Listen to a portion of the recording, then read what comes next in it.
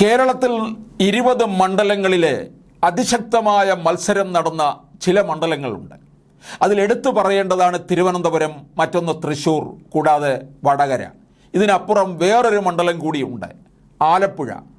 ആലപ്പുഴയിലെ CPMൻ്റെ 2019 ഏക സീറ്റ് ആരിഫ്. ഇക്കുറി അവിടെ കോൺഗ്രസിൻ്റെ ദേശീയ നേതാവും മത്സര രംഗത്തിറങ്ങി. അത് കഴിഞ്ഞപ്പോൾ BJPയും സ്ഥാനാർത്ഥി പ്രഖ്യാപനം നടത്തി. മറ്റാരുമല്ല, കേരളത്തിലെ BJPയുടെ തീപ്പൊരിയായ ശോഭാ സുരേന്ദ്രനെ ഇറക്കി.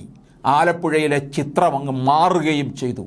അതോടുകൂടി മത്സരം വളരെ തീപാറുന്ന ഒന്നായി തീർന്നു. മണ്ഡല ഉടനീളം തന്നെ ശോഭാ സുരേന്ദ്രൻ എടുത്തു.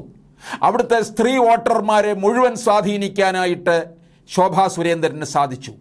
വടകരയിൽ KK രമ സ്ത്രീ വോട്ടർമാരെ എപ്രകാരം സ്വാധീനിച്ചുവോ അതിനപ്പുറം മറ്റൊരു തരത്തിൽ ശോഭാ സുരേന്ദ്രൻ ആലപ്പുഴയെ ഇളക്കി മറിച്ചുകൊണ്ട് സ്ത്രീ വോട്ടർമാരെ മുഴുവൻ കയ്യിലെടുത്തു. ഏതാണ്ട് 3 ലക്ഷത്തോളം വോട്ടുകളാണ് ശോഭാ സുരേന്ദ്രൻ ആലപ്പുഴയിൽ നേടിയത്. 2019 ശോഭാ സുരേന്ദ്രൻ ആറ്റിങ്ങലിൽ മത്സരിക്കുമ്പോൾ 2,48,000 വോട്ടാണ് ലഭിച്ചത്.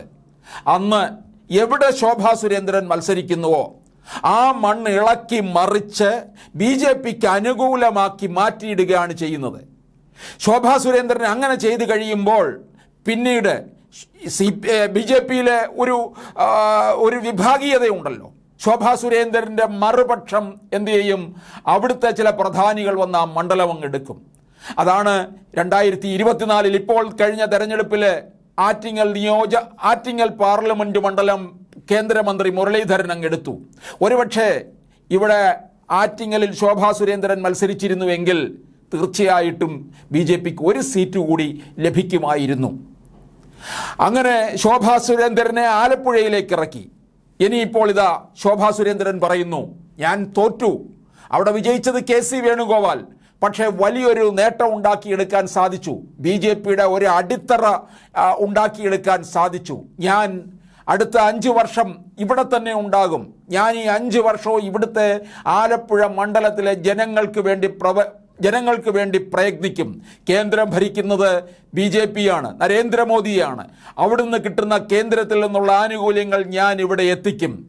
2019 തോൽവിക്ക് ശേഷം സുരേഷ് ഗോപി മണ്ഡലത്തിൽ എത്രത്തോളം ഇടപെട്ടുവോ ആ തരത്തിൽ സുരേഷ് ഗോപിയെ ഒരു റോൾ മോഡലാക്കൂ എന്നാണ് ശോഭാ സുരേന്ദ്രൻ BJP പ്രവർത്തകരോടും BJP നേതാക്കന്മാരോടും കേരളത്തിലെ BJP നേതാക്കന്മാരോട് പറയുന്നത്. അതുകൊണ്ട് വരുന്ന നാളുകളിൽ ഞാൻ ഇവിടെ തന്നെയുണ്ട്.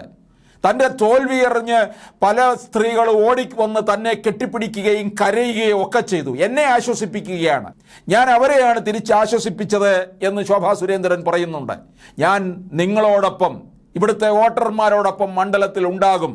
ഞാനും സുരേഷ് ഗോപിയെ ഒരു റോൾ മോഡലാക്കുന്നു.